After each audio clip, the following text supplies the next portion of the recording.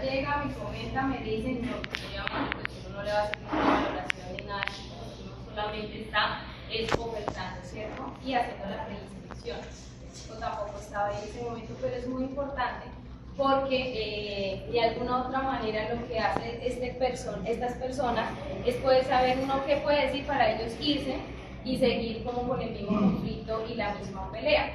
Al final nosotros tenemos algo que nos va a permitir tener una base para poder tener presente al momento de hacer la inclusión con estas personas. Hay personas que verdaderamente no pueden, pero podemos brindarle de pronto a otros servicios que tenemos, la parte de emprendimiento que sería para la mamá, o si el chico tiene alguna habilidad para algo, quiere formar un proyecto, se le puede brindar ese servicio, que no solamente sea formación de esa manera. ¿Sí? El instructor de allá, señor. Yo tengo una pregunta, ¿y si tiene discapacidad pero no tiene certificado, hay algún problema? Hay que tener siempre el diagnóstico. Pero ahí es donde a veces el problema del certificado. Pero lo que se está haciendo incluso en los comités que se han participado de discapacidad, aquí ya la gran mayoría están certificados. Por lo menos este año se han certificado 180 personas. Y continúan, incluso estaban felicitando mucho a Secretaría de Salud y todo, porque están permitiendo que esas personas reciban su certificado. Entonces, sí, la familia, los cuidadores y todos ellos están informados para que puedan empezar el proceso de la certificación. A ellos no se les está negando. Entonces, lo que es la gobernación y lo que es la alcaldía, lo que es la Secretaría de Salud, ellos han encargado. Entonces, cuando una persona llega y diga, no, es que es difícil, es que no está saliendo el certificado, no, sí están saliendo los certificados, porque en el comité de discapacidad ya más o menos van 180 personas con discapacidad, más los del año pasado que no tenían el cálculo del año pasado, pero a este año ya mucho. ¿Qué pasa? Si no tenemos un diagnóstico, pues uno puede recibir igual a la persona, ¿cierto? Porque pues igual no hay ningún diagnóstico, te dicen, pero tú no sabes si sí o no, porque ustedes no son de la salud, en el sentido de que yo puedo valorar y certificar si esta persona es o no es. Yo por lo menos soy psicóloga, pero yo no me puedo atrever a hacer un diagnóstico y decir, tú tienes el trastorno, porque yo no te he hecho ninguna valoración. ¿Y cuál sería el proceso para alguien que quiera? Tienen que ir a la parte de Secretaría de Salud departamental y municipal. Los dos lo están haciendo. En el último comité se habló sobre eso. Ellos están articulando. Si llega la departamental, ellos hacen la ruta para que exactamente, pero pasan ellos mismos el oficio para que sea más rápido. Porque a veces llegan a cierto lugar, no van para acá. Entonces ya llevan un oficio y es mucho más práctico para que puedan. Entonces le digo al profesor. Es que cuando comentabas el caso, inmediatamente ya esa reunión de grupos. Pero entonces ahí como institución educativa, nosotros identificamos varias falencias en ese caso en particular. ¿Por qué llegó hasta esa instancia del aprendiz? Entonces, es algo que aunque se comentó en el EPC, miren que a la fecha de hoy hemos tenido como cartas al respecto, frente a venga, cuáles son los registros de ingresos reales, cuáles son los filtros para evitar que suceda esto. Mire, si mal no recuerdo, Milena. Si mal no recuerdo, era un aprendiz que en su momento lo que se concluía en esa reunión era que para hallar códigos, documentales, todo lo que mañana en acción no podía, pero que sí podía. En mi mente tengo que lo direccionaba para algo de física o deportivo, que porque le gustaban los deportes. Entonces, queremos ser como inclusivos, como institución, pero ¿de qué manera podrías tú sugerirnos a nosotros administrativamente cómo hacerlo para hacerlo bien? Porque mire que esa mala fama de la que habla yo la señora la veo semanalmente porque trabaja en el Saúl y yo trabajo allá. Cada que me ve me recuerda. Yo no había escuchado eso. Pero entonces, ¿cómo hacer nosotros para que esa persona no se sienta discriminada, pero para que tengamos el profesional acá y no solamente esperar hasta que llegue el caso para contratar a alguien, sino que entre los roles que tenemos podamos contestar o considerar la opción de que una persona sea la encargada de ese primer acercamiento?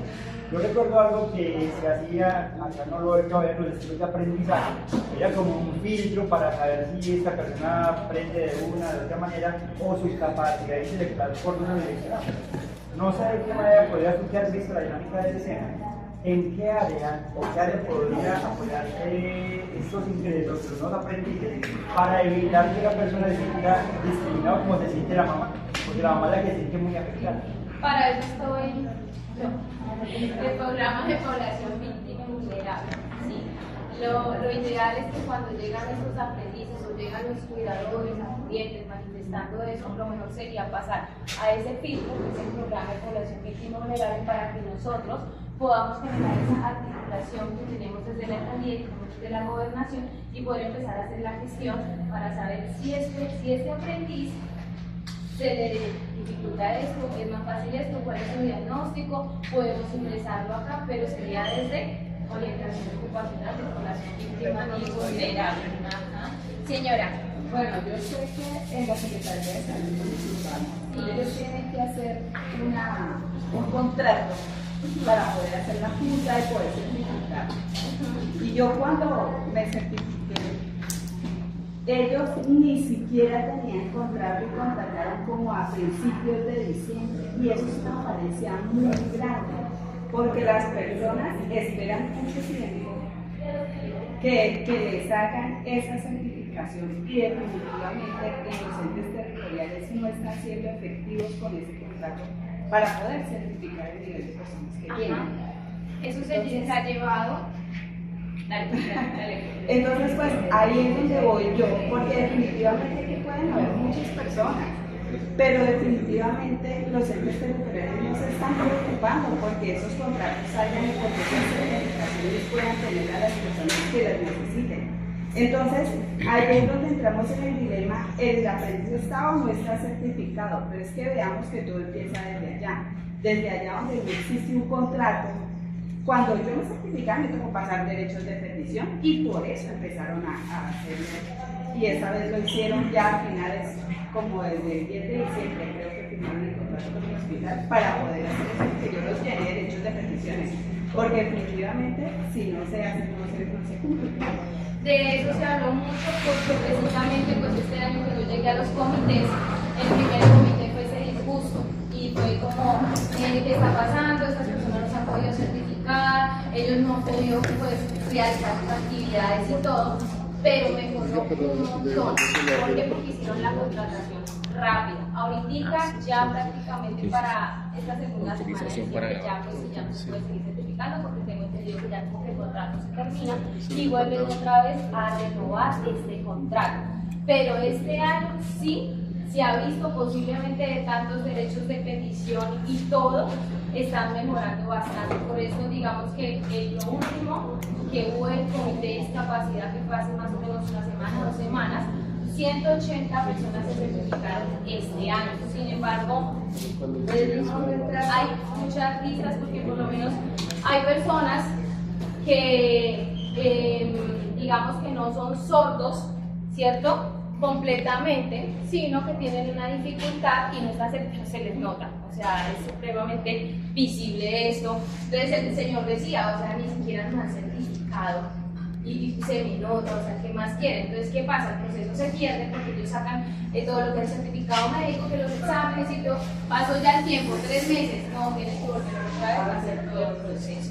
Entonces, respondiendo para que ustedes se puedan acercar es con orientación ocupacional, población víctima y vulnerable. Señor. Bueno, muy buenos días a todos. Buenos días. Ahorita no sé qué pasó con los administrativos. Está en el cierre de la circular del cierre financiero que la está socializando la dirección. Pero eso no es la cancelada. La del cierre financiero. Bueno, listo. Bueno, muchachos, yo estaba escuchando a Jenny y como haciendo un comparativo, recordando cosas que nos pasan, que me han pasado a mí. Y pues me surgen varias preguntas. Tú estás hablando de enfoque diferencial, ¿cierto? De discapacidad. Discapacidad. En este momento discapacidad. Discapacidad. Yo sí quisiera es que revisemos un poquito el tema de cómo nosotros abordamos a nuestros aprendices. Yo sé que eso no es discapacidad, pero es una limitante, una barrera, que es el tema de los idiomas acá. Es decir, cómo los instructores, cómo incluso administrativos abordamos esos temas con los aprendices y con toda la población étnica, ¿no? Y te quisiera hacer una pregunta, es decir, ¿cómo tú ves quién incluye a quién? ¿Sí? Es decir, si nosotros revisamos acá, del departamento, ¿quién es acá? ¿Quién nació acá? Entonces, ¿quién incluye? ¿Nosotros, el sistema o los indígenas? ¿Sí? ¿Quiénes son los que incluyen acá? Ajá, o sea, ese sistema de inclusión, ¿cómo se sería ahí? Nosotros como seres, nosotros somos los que tenemos que hacer inclusión, o sea, tenemos que tener a estas personas. A nosotros, ellos son los que nos reciben acá, nosotros simplemente somos acá visitantes, pero ellos sí nos reciben, pero como institución, pues no podemos negarles, digamos que debería ser muy visible la parte que tú dices de tener instructores o que sean personas nacidas de acá, pero pues digamos que, bueno, la parte de contratación y eso ya es totalmente diferente. O sea, es una cuestión para poder tener personal de los que hacen parte de acá de Miriam, ¿sí? Que sea como la parte preferencial. Ahí sí ya entraría en la parte de contratación, de cuando se tiene que meter en los seguimientos de su guardería. Entendemos que muchos de los que son acá, unos ya se han graduado y otras personas, en la mayoría de los que hablan ese idioma, ¿cierto? Los que hablan su lengua, no tienen los requisitos para poder ser contratados, que es lo que nos pide la Agencia de Empleo, y los perfiles para poder acceder a ellos.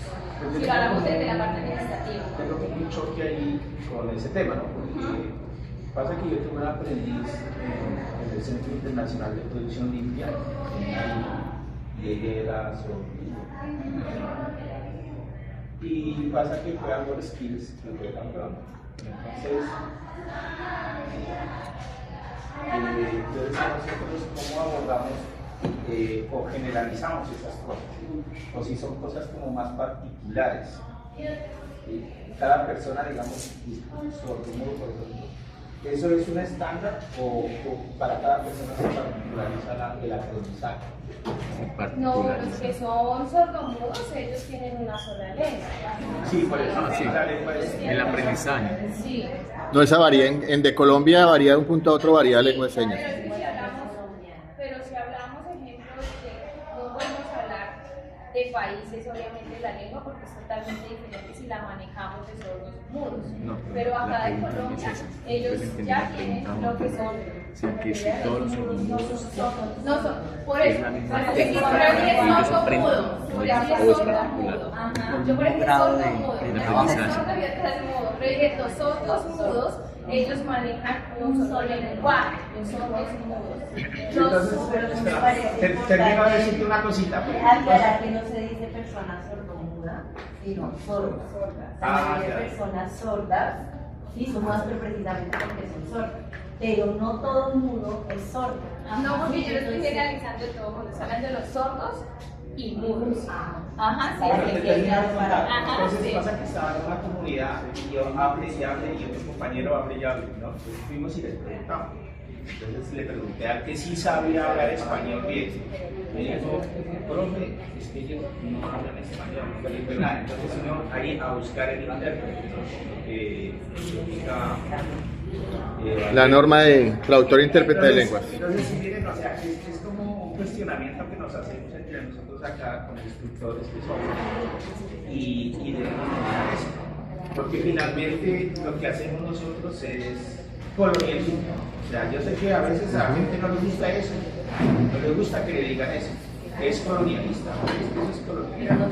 Es colonialismo puro, ¿no? Entonces, si ustedes miran todos los métodos de enseñanza que utilizamos, los currículos son diseñados de forma colonial. Entonces, lo de tu tema da a pensar una cosa más grande, es eso. La castellanización. Hablando de lo que está diciendo el doctor, es muy cierto porque cuando tuvimos la capacitación del Instituto de Sordos, se les hablaba mucho a ellos que acá hay diferentes etnias, impactos, tampoco iguales. Entonces encontramos personas que son sordas, pero resulta que ellos manejan diferentes lenguas. E incluso en la comunidad, aquellos que son sordos ni siquiera saben cómo coger y hablar de esa manera como sordos. ¿Por qué? Porque pues no alcanzan a escuchar y su lengua de poco es diferente a la curripaco. Entonces hablábamos muchos con el Instituto de Sordos y decíamos que sí tocaba era capacitar a las personas que Jenny, pero yo no conozco ningún curripaco cuinable. no hay. O sea, Sí hay. Sí hay. Lo que pasa es que está dentro de las comunidades, pero sí hay. Y acá incluso cuando uno entra a la página y busca,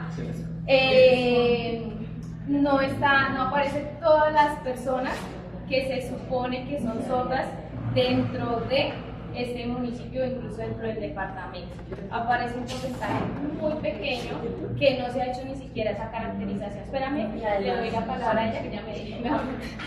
Hablando de lo que dice nuestro director, es importante, yo creo que de pronto desde bienestar del aprendiz o no sé desde qué área, se pudiera como hacer una encuesta real de la población que esté activa en ese momento en nuestro SENA para saber cuál es el porcentaje cada una de las lenguas. ¿Sí? Nosotros tuvimos la oportunidad con Esteban en el 2019, haciendo la tesis de la especialización, hacer muchas encuestas y manejamos mañana, tarde y noche para mirar cuántos manejaban lenguas. En ese momento, una de las alertas que nosotros decíamos era que el 80% no manejaban lengua.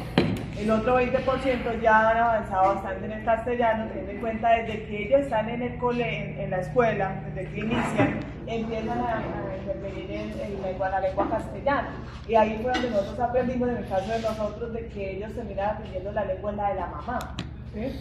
Y nosotros decíamos, porque en el 2019 nosotros era una de las cosas que nos hablábamos, pues decían, bueno, nosotros llegamos de afuera, nos toca empezar a mirar cuáles son los idiomas para que no nos entiendan. Entonces nos dimos cuenta que puede ser de que ellos, no somos nosotros los que les estamos inculcando la lengua castellana, sino desde hace muchos años atrás ya vienen. También vimos de que ellos, que han ido tanto, digamos, hemos entrado nosotros de una u otra manera, no solamente nosotros como instructores, sino la música, los videos, toda la tecnología, que ellos están adquiriendo otros gustos y se están haciendo otras cosas por hacer y dejan de hacer cosas. Y también nos dimos cuenta nosotros, por lo menos personalmente, que necesitamos fortalecer en algunas palabras técnicas, ¿sí? Que pronto ellos desconocían o por el tipo de información que tenían disponible no las adquirían. Y nos dimos cuenta que la mejor manera de hacerlo era en la parte de dibujos, gráficas y todo eso. Y lo pudimos avanzar. Entonces yo digo, sería interesante para un 2026 saber realmente qué porcentaje de la población que tengamos actualmente tiene, cuáles son las lenguas para empezar a tener información propia del territorio. Bueno, yo quería decir que aquí el trabajo que se ha hecho en el PAC, en la sección de Miranda, ha sido muy interesante con respecto a la población sorda. Allá hay un aula, por decir así, especializado para población sorda.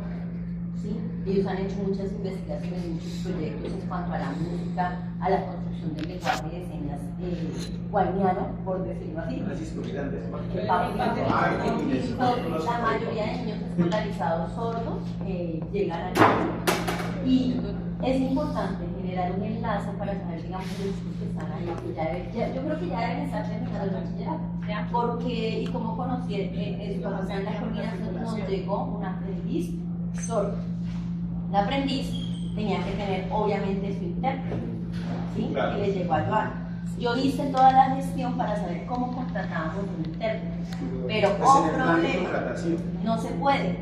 No se puede. Porque articulación con la media tiene que dar las garantías para ese aprendizaje, solamente damos esto. Entonces a nosotros nos negaron, no es difícil hacer la gestión, para cuando se nos presente la gestión no es difícil. Si nosotros decimos, bueno, tenemos tal persona, así sea por una, nos da el intérprete. ¿Sí? Entonces, o sea, no es difícil, la cuestión es conseguir el personal que venga a trabajar por horas para que trabaje y esté acompañando el 100% a este aprendiz.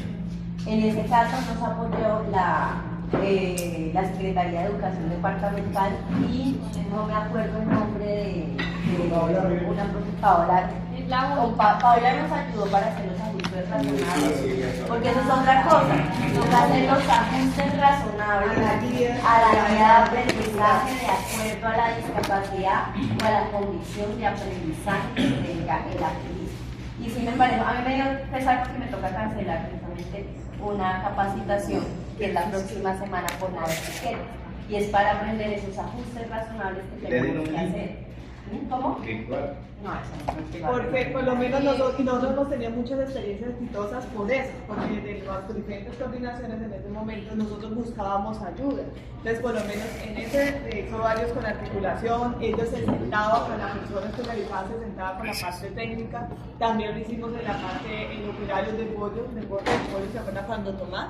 Que también lo hicimos con Diego cuando trabajó todas las personas de la parte de informática, que nos enseñó toda la capacidad visual. O sea, sí, digamos, hemos tratado de hacer y avanzar, porque a veces hay momentos, sobre todo hace unos años atrás, era menos como el aporte que teníamos. Y ahorita la ENI se ha encargado mucho de dar capacitaciones Ya tengo hablar, profe, me decía lo que decía Igor, muy cierto, Paola incluso estuvo en esa capacitación, fue en compañía de una persona a la cual se está certificando precisamente para poder hablar estas lenguas de señas, y se refería a eso, que desde el Instituto de Sordos pudiesen venir y capacitar a muchas personas que si quieren, que si desean, porque solamente está Paola como tal para poder considerar como incluso creo que Paola estaba acá, no sé, en algunos momentos sí, estaba acá precisamente para estos aprendices. Cuando yo fui e hice la orientación ocupacional a los aprendices que se tienen en el Francisco de Miranda, estaba precisamente Paola con estos aprendices, y pues ahí uno nota mucho ese manejo en el cual incluso uno, el que llega y pues uno no sabe lengua de señas, uno se siente hasta incómodo porque dice, ¿cómo no he aprendido esto? De verdad que es muy necesario, ¿cómo no lo he aprendido? Porque claro, tú vas hablando y vas haciendo tu capacitación y todo, y claro, mientras tanto ella va, entonces uno como que tiene que también tratar de no ir tan rápido, hablar para que el chico, y el chico, pues los chicos solamente se quedan viendo ahí, entonces uno se siente hasta incómodo porque ni siquiera uno la sabe hablar. ¿Sí? Jenny, aparte que hay varios compañeros que hicieron la capacitación, entonces Mauricio nos va a hacer la transferencia de una vez, ¿cierto? Mauro, ¿cómo va a No, mentira. ¿Cómo es el tema? Lengua de señas. Lengua de señas. Es muy... Hay unos compañeros que acaban de hacer el curso de Aquí las puede hacer uno. Por ejemplo, yo estoy seguro que las personas que lo han tomado sí pueden hacer cosas básicas, pero dirigir la clase y hacer el traslado de información técnica. Sí, eso es experiencia. Me imagino que debe haber una carrera o un curso de sobre eso, pero bien extenso. Eso va como por módulos, ¿sí? Entonces era lo que se hablaba con la... pues la idea es que el otro año el instituto venga y realice esas capacitaciones aquí en el cine, INSOR, que sea INSOR, sí señor, INSOR. Con ella se logró tener bastante contacto, incluso fue muy bonita las dos capacitaciones que dio, pero pues como todo, no vamos a aprender en un solo día o en 2 días, definitivamente. Pero sería bueno, Melita, dentro de nuestro plan estratégico, incluir eso, la capacitación, como hay que tener formación, incluir esa formación, pero para una persona, pero para que lo termine el curso completo, es decir, las 1000 horas, 2000. Tú ya firmaste en tu misionalidad y en la visión cívica que tienes, firmaste hace 4 semanas eso, en el cual el objetivo número 4 del proyecto que firmaste, incluye que 10 personas de aquí puedan hacer eso de los que no están capacitados, pero y más y eso existe. No, por eso, pero es que pasa que eso es muy, es decir, si Ivonne quiere hacer eso, que lo haga en 1 o 2 meses, como hacíamos antes, ¿no? Yo sé que de pronto, antes para ser instructor tú tenías que estar 8 meses aprendiendo a ser instructor, 8 meses. ¿no? Y sobre todo para los contratistas que Eso sería como una solución que yo le veo al tema de la Y pienso que es muy, mira lo que está diciendo acá y está diciendo aquí la instructora, mira que por lo menos ustedes son de planta, ¿cierto? Ustedes se van a sostener, van a hacer el curso y todo, pero ¿qué pasa con los que vienen como ciertos contratistas instructores y se van por el río y encuentran personas de estas? Yo creería que de pronto sí, cada vez que lleguen esos instructores incluso, que de pronto puedan recibir una capacitación frente a eso, porque hay muchos que se van para el río, ¿cierto? Y complicadísimo, o sea, súper complicado. Nosotros hemos solicitado eso en el piso. Eso nos han atendido todas las veces que se han pasado las necesidades de disciplinaria. Hemos pedido que vengan a capacitar para la atención de personas con discapacidad. Hay un SENA que hizo, son 2 sedes, se vinieron en este momento, lo olvidé, que incluso me hablaba la de... Claro, ustedes de planta van a estar acá en todo, pero los contratistas se suelen mover bastante y ni siquiera decir un hola es complicadísimo. ¿Y cómo es hola? Ya. ¿Me regala la palabra, por favor? Hola. ¿Me regala la palabra? El hola y todo, dale. Pues continuando con lo que se estaba hablando del tema de las lenguas nativas, estoy de acuerdo con el tema de lo que dice el director, que aquí estamos haciendo un proceso de castellanización, ¿cierto?